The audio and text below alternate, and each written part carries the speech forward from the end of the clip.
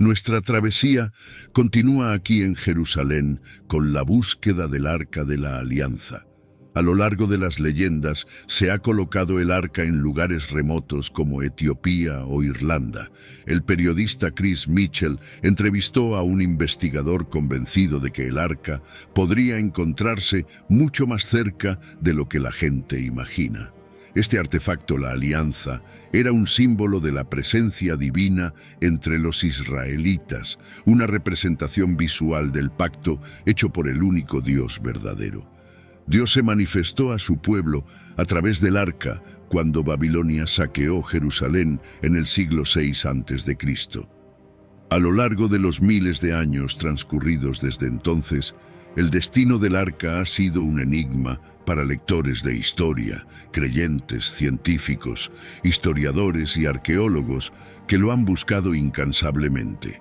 Sin embargo, un reciente hallazgo científico podría sorprenderte, ya que casi proporciona una pista sobre la ubicación de la Alianza, según la Biblia. La narración bíblica establece que no todos tienen el derecho de tocar este objeto sagrado, pero ¿por qué los científicos pueden hacerlo? Hay algo misterioso aquí, y te invito a ver el video hasta el final para descubrirlo. Muchos científicos afirman haber seguido los últimos rastros del Arca de la Alianza en su búsqueda de este objeto sagrado. Un ejemplo es el descubrimiento de Ron Wyatt, quien sostenía haber encontrado el Arca y los 10 mandamientos enterrados bajo los restos de la antigua ciudad de Jerusalén. Desde la salida de Egipto y el asentamiento en la tierra prometida, se suponía que el Arca se guardaba en el templo sagrado, también conocido como el Templo de Salomón. 6 siglos antes de la muerte de Jesús, los babilonios, liderados por Nabucodonosor, invadieron y destruyeron gran parte de Jerusalén, incluyendo el templo. Fue en este momento de la historia que el Arca de la Alianza se perdió. Cuando los babilonios iniciaron su ataque, construyeron un imponente muro de asedio alrededor de la ciudad, impidiendo la entrada o salida. En respuesta, los israelitas construyeron numerosos túneles para moverse por la ciudad sin levantar sospechas. Muchos de estos túneles aún existen hoy, y en algunos de ellos se han descubierto artefactos antiguos. Wyatt argumentaba que el arca, el objeto judío más sagrado, estaba oculta en una cámara subterránea que luego fue sellada y olvidada. Además de Ron, hay numerosos científicos que afirman haber encontrado el arca perdida durante milenios. Y por supuesto, cuando este cofre sagrado fue descubierto, todos esperaban el momento en que los científicos lo abrieran.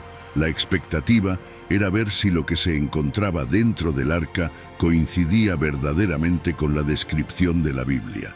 Si los científicos abren el Arca de la Alianza, lo primero que desearían hacer es determinar si se trata del Arca de la Alianza de los israelitas o si es una de las cajas o arcones religiosos idénticos utilizados por otros grupos étnicos semíticos del noroeste. Esta tarea sería esencial, ya que, aunque la Biblia lo haya relatado, en el momento en que los científicos observen el Arca de la Alianza, se asombrarán. El arca se destacó como si se desplegara un libro ante sus ojos. Estaba revestida tanto por dentro como por fuera con oro puro, con un moldeado de oro alrededor de ella. La tapa del arca se denomina el asiento de la misericordia. Sobre esta tapa se colocan 2 estatuas doradas de querubines con sus alas extendidas y sus 2 rostros de querubines mirando hacia el asiento de la misericordia. Esta parte se considera la más sagrada del arca. Además, el arca tenía 4 anillos de oro, con 2 anillos en cada lado. Un poste de madera de acacia recubierto con oro se colocó en los anillos para transportar el arca. Estos postes de transporte debían ser accesorios permanentes y nunca debían retirarse. Ahora, echemos un vistazo a lo que hay dentro del arca. Pero antes de entrar en detalles, permíteme desafiarte con una pregunta sencilla para evaluar cuánto recuerdas acerca de la Biblia. La pregunta es, ¿Cuáles son tres elementos almacenados dentro del Arca de la Alianza? A. Rollos, monedas y joyas. B. Tablas de los 10 mandamientos, vara de Aarón y un frasco de maná. C. Barras de oro, túnicas ceremoniales y una corona. D. Animales sacrificiales, incienso y aceite. Tómate un momento para pensar. Estoy seguro de que la mayoría de la audiencia que respondió dio la respuesta correcta. Ahora, veamos cómo los científicos se sorprendieron al descubrir lo que hay dentro. Las tablas de los 10 mandamientos también se colocaron en el arca, lo que demostró que la ley moral de Dios permanece siempre ante la presencia de Dios. Esto también representaba que la ley sería cumplida en Cristo, quien obedecerá completamente todos los mandamientos de Dios para su pueblo. Los tres artefactos importantes dentro del arca eran las tablas de los 10 mandamientos, la vara florecida de Aarón y el maná como un recipiente contenedor. El arca transportaba objetos que narraban momentos cruciales durante la travesía de Israel en el desierto. El segundo conjunto de tablas de piedra simbolizaba la ley, el estándar de justicia del Antiguo Testamento. Moisés quebró las tablas originales en Éxodo 32, después de que los israelitas adoraran el becerro de oro. El maná en el recipiente dorado representaba el alimento vital proporcionado por Dios a su pueblo en Cristo durante su tiempo en el desierto. Los israelitas, sin entender qué era, lo llamaron maná, que significa ¿qué es esto? Cuando Jesús alimentó a los 5,000, declaró que Moisés no les dio el pan del cielo, sino que su Padre les otorga el verdadero pan celestial. Este pan de Dios desciende del cielo y da vida al mundo. La carne y la sangre de Cristo se convierten en alimento vital para el creyente. La vara de Aarón, que anteriormente se transformó en serpiente delante de Faraón, tuvo un momento significativo destacado por el escritor de Hebreos, su brote y floración en Números. Cuando el pueblo de Israel murmuró contra Moisés y a Aarón, el Señor castigó a un grupo de rebeldes para demostrar el sacerdocio elegido de Aarón y su linaje. Las tribus de Israel colocaron 12 varas durante la noche, y la vara de Aarón de la tribu de Leví brotó, produjo capullos y dio almendras maduras, representando así la línea del sacerdocio. Otro aspecto destacado por los científicos fue el asiento de la misericordia colocado en la parte superior del arca. Cuando el sacerdote ingresaba al lugar santísimo, rociaba la sangre del sacrificio sobre el asiento de la misericordia, simbolizando la sangre expiatoria de Jesús. La sangre de Cristo actúa como mediadora entre la ley de Dios y su presencia. La satisfacción de la ira divina se logra a través de la sangre de Jesús, perdonando así las transgresiones del pueblo de Dios. El Arca de la Alianza, más allá de la historia bíblica, adquiere un carácter mítico. Nadie puede tocar realmente el arca, ya que representa la presencia física de Dios y su supremo poder. En las batallas, doblegó a ciudades enteras. Debido a su naturaleza sagrada, solo ciertas personas tenían permitido tocarla o acercarse a ella, y el simple contacto con el arca significaba muerte instantánea. Una vez ubicada en el recinto sagrado del templo en Jerusalén, solo el sumo sacerdote tenía la autorización de estar en su presencia. Esto ocurría una vez al año, ya sea para cubrirla o descubrirla.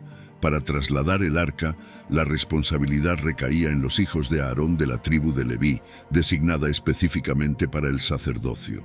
Estos levitas asumían el papel de sacerdotes genuinos del pacto y se encargaban de cuidar todas las cosas sagradas.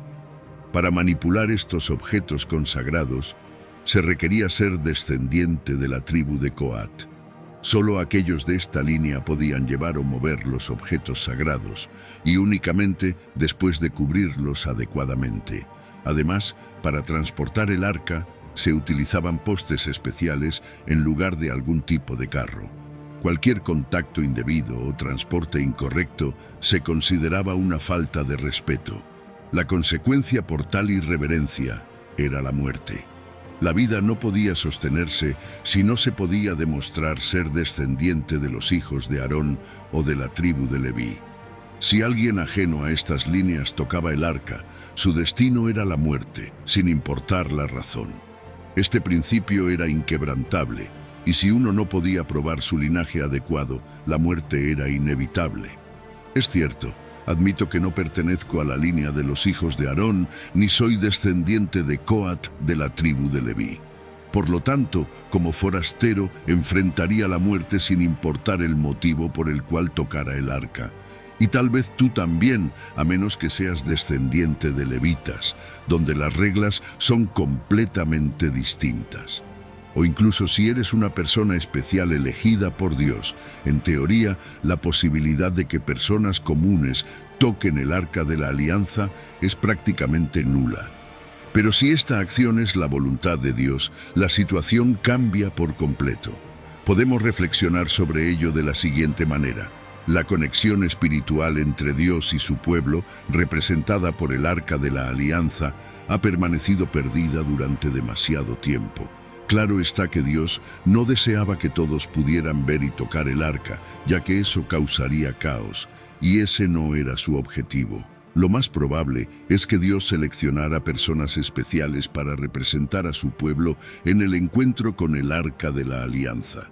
Estas personas luego relatarían lo que presenciaron a sus descendientes, brindándoles seguridad y confianza en la verdad de su regreso.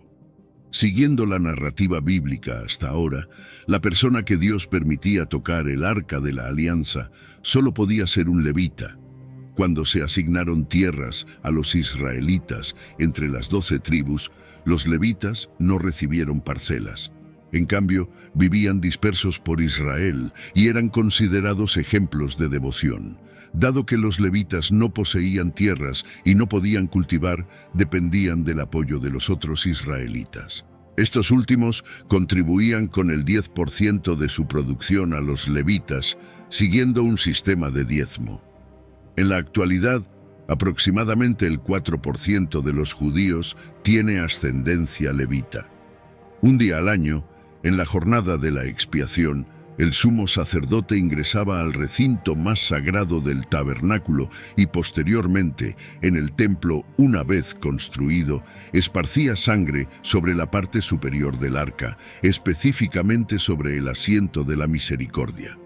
Este asiento reposaba sobre las tablas de los 10 mandamientos que residían dentro del arca. Cuando las personas transgredían, quebrantaban la ley, desencadenando así el juicio divino. No obstante, cuando la sangre se rociaba en el asiento de la misericordia, este acto evidenciaba que la sangre activaba la compasión de Dios y que la misericordia prevalecía sobre el juicio, tal como se menciona en Santiago 2, versículo 13. Sin la presencia de la sangre, no habría lugar para la misericordia. El arca ostentaba una santidad tan insigne que nadie tenía la autorización de tocarla. Dios había ordenado en Éxodo 25, versículo 14, que debía ser transportada mediante varas, exclusivamente por los levitas, quienes desempeñaban roles sacerdotales. Anillos situados en el costado del arca permitían a los sacerdotes pasar las varas a través de ellos para su transporte. Cualquier contacto directo con el arca resultaría en la muerte, ya que los levitas eran los únicos capacitados para llevar el arca mediante 2 varas de madera insertadas en los anillos a los lados. Tocar el arca conllevaba la pena de muerte, como se relata en el segundo libro de Samuel, donde un levita que tocó el arca para estabilizarla fue instantáneamente ejecutado por Dios. Otra teoría respecto a la ubicación del arca, además de la información que sugiere su descubrimiento por parte de los científicos, sigue siendo objeto de numerosas especulaciones. Una teoría persistente postula que el arca de la alianza ha sido resguardada en la iglesia de Santa María de Sion en Aksum, Etiopía. Según esta teoría, Menelik I llevó el arca a Etiopía durante su visita a Salomón en Jerusalén. La tradición sostiene que el arca permanece oculta en una capilla dentro de la iglesia, custodiada por una línea de sacerdotes. Aunque la historia etíope, sus tradiciones y prácticas religiosas respaldan esta teoría, La falta de verificación externa dificulta confirmar la autenticidad de tal afirmación.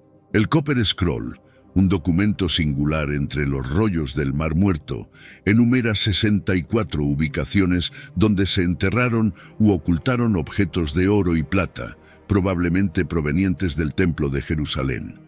Un aspecto intrigante del Copper Scroll es su indicación de que el Arca de la Alianza podría encontrarse escondida cerca del Mar Muerto, posiblemente en las proximidades de Qumrán, donde se hallaron los rollos del Mar Muerto. El pergamino sugiere la presencia del arca, pero no ofrece coordenadas exactas.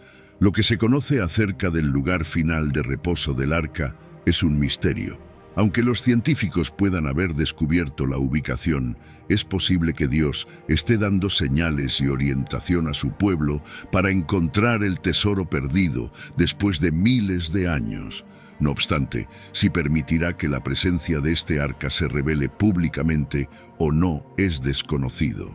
Tal vez solo ha mostrado a la humanidad el espíritu sagrado de este arca, no físicamente. Ron estaba seguro de haber presenciado el Arca de la Alianza, pero algo inusual sucedió que le impidió capturar fotos o videos. Según él, cuando regresó al lugar, 4 ángeles se le aparecieron y le indicaron que no era el momento para que el mundo viera este descubrimiento con sus propios ojos. Le comunicaron que ese tiempo se acercaba y en ese momento habría una ley religiosa universal aplicada en todo el mundo. Por lo tanto, para poder presenciar o tocar esta arca con sus propios ojos, necesitaría esperar la aprobación de Dios. Mientras tanto, retrocedamos en el tiempo para explorar lo que sucedió en lo que se consideró la última aparición del Arca de la Alianza. La última mención del Arca en el Antiguo Testamento se encuentra en 2 Crónicas, capítulo 35, versículo 3, donde se le dice a los levitas que enseñan a todo Israel que son santos para el Señor, que coloquen el arca en la casa que Salomón, hijo de David, rey de Israel, construyó, es decir, el templo. Esto ocurrió durante el reinado del rey Josías, alrededor de los 630 a.C. Una de las teorías más conocidas sobre el arca está vinculada al épico nacional etíope del siglo XIX, el Kebra Nagast. Según este relato, la reina de Saba visitó al rey Salomón en Jerusalén durante el siglo X a.C. y tuvo un hijo con él. En su viaje de regreso, su hijo, llamado Menelik, regresó a Jerusalén una vez que fue mayor de edad. Aunque finalmente Menelik decidió regresar con su madre, Salomón le envió un grupo de sabios judíos. Desconocido para Salomón o Menelik, estos compañeros, frustrados por dejar Jerusalén, decidieron llevarse un recuerdo. El Arca de la Alianza era ese objeto sagrado, y fue demasiado tarde para que Salomón recuperara el tesoro. Menelik transportó el arca a la ciudad de Aum, y con el arca a su lado, posteriormente, conquistó varios territorios circundantes, dando origen al imperio etíope. El Kebra Nagast y su narrativa sobre el arca son elementos cruciales en la historia nacional de Etiopía. Aunque muchos académicos consideran ahora que el texto es apócrifo, los reyes medievales de Etiopía, pertenecientes a la dinastía salomónica, afirmaron ser descendientes directos de Menelik y Salomón. Esta dinastía gobernó hasta 1974 y su conexión bíblica fue formalizada en las constituciones del emperador Haile Selassie en 1931 y 1955. Aparte del gobierno etíope, la Iglesia Ortodoxa Etíope, la denominación religiosa más grande del país, considera el Kebra Nagast como una historia cristiana legítima. Según los líderes de la Iglesia, el Arca de la Alianza ha sido resguardada durante siglos en Aum, en la iglesia de Santa María de Sion. Ni siquiera el sumo sacerdote de Aum puede ingresar en su cámara de descanso. Su único custodio es un monje virgen que no puede abandonar los terrenos sagrados hasta su muerte. La influencia del arca se extiende por todo el mundo ortodoxo etíope. Cada iglesia tiene su propio tabot, una réplica sagrada del arca que solo se saca durante festivales y momentos de necesidad. Cada tabot es venerado como si fuera el arca misma. A pesar de ser fundamental en la ortodoxia etíope, la naturaleza de la supuesta custodia del arca en Aum ha hecho que la afirmación de la Iglesia sobre su propiedad sea no verificada. La mayoría de los historiadores creen que si existió el relicario de más de 3000 años, o bien se desintegró con el tiempo, o fue destruido, aunque esto también es solo especulación. El destino final del arca sigue siendo un misterio fascinante y quizás irresoluble. El simbolismo del arca alcanzó su máximo esplendor en el día de la expiación, cuando se rociaba la sangre del sacrificio en el asiento de la misericordia y la gloria de Dios se manifestaba. Esta era una representación de la gloria celestial de Dios, donde los ángeles permanecen ante su trono y lo alaban día y noche. También era una imagen de la presencia restaurada de Dios a través de la resurrección de Cristo. Cuando María Magdalena llegó al sepulcro buscando el cuerpo de Jesús, encontró a 2 ángeles, uno a la cabeza y otro a los pies, donde había estado el cuerpo de Jesús.